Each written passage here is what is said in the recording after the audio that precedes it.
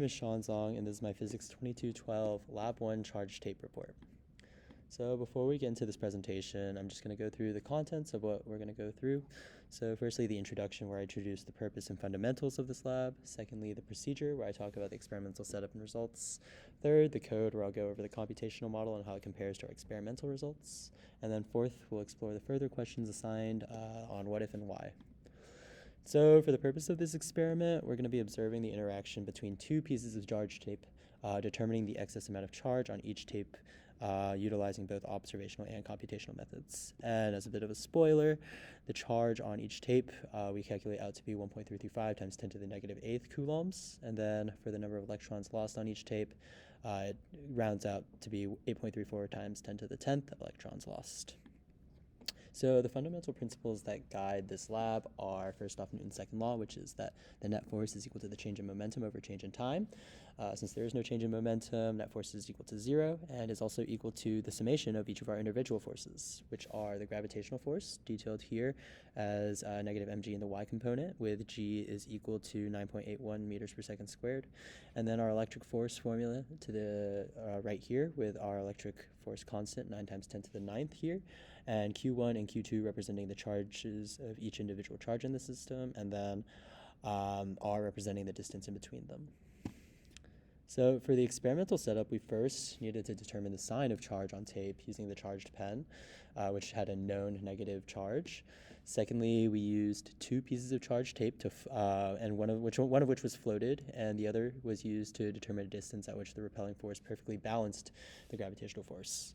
Third, we calculate the charge on the tape from this observation and the measurement that we gather. And then fourth, we create a Python script to calculate the charge computationally, and then also generate a model.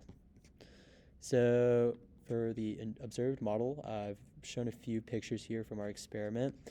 Tape B is the piece of tape that is on top. It is our system, and then our surroundings that enact a force on that system are tape A, which is the bottom tape, and the earth. So the tape charge is positive, which we discovered through the charge tape being attracted to the negatively charged pen. I have a few more process parameters here, like the tape length, which is 20 centimeters, and then we were given that 1 meter of tape is equal to about 1 gram. So in total, the mass of our tapes are 0.0002 kilograms. And then the distance that we measured between the top and bottom when the net force was equal to 0 was 0.0286 meters. So for the calculations, they proceed as just doing a force balance between gravitational force and electric force in order to find an associated charge. We make an important assumption here that both tapes have the same charge, which may or may not be accurate, but ultimately leads us to get our our charge per piece of tape as 1.335 times 10 to the negative coulombs, and then doing a quick calculation where we divide that charge by the charge of one electron can give us 8.34 times 10 to the 10th electrons being lost in making this positive charge. So for the code, I essentially just plugged in a lot of the constants that we needed, including like the charges and the, formula constants, and then did calculated the gravitational forces, plotted that into our model, and then also used an electric field command, and then calculated the electric force as such and putting the electric force in the model as well. So gravity is represented by the orange arrow here in this model, and then the electric force, which is positive and repulses in the opposite direction of gravity, points upwards with this green arrow. And as can be seen from the description here from GlowScript, our calculations were correct in the previous part, as the charges and also the number of electrons are consistent.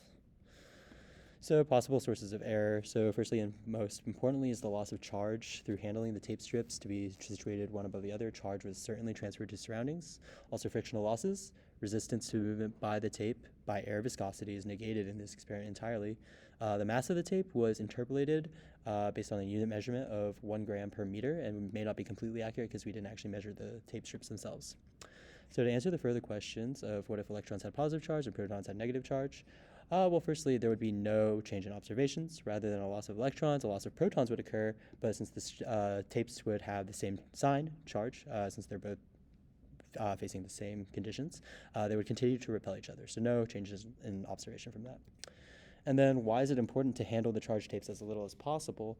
Well, charge is quickly transferred as tape makes contact with other objects such as hands or the supports that are used to hold the tape up. So the loss of the charge for the tape happens quickly and can also not be measured very easily. So the assumption that both tape strips have equal charges can become unreasonable very easily as well.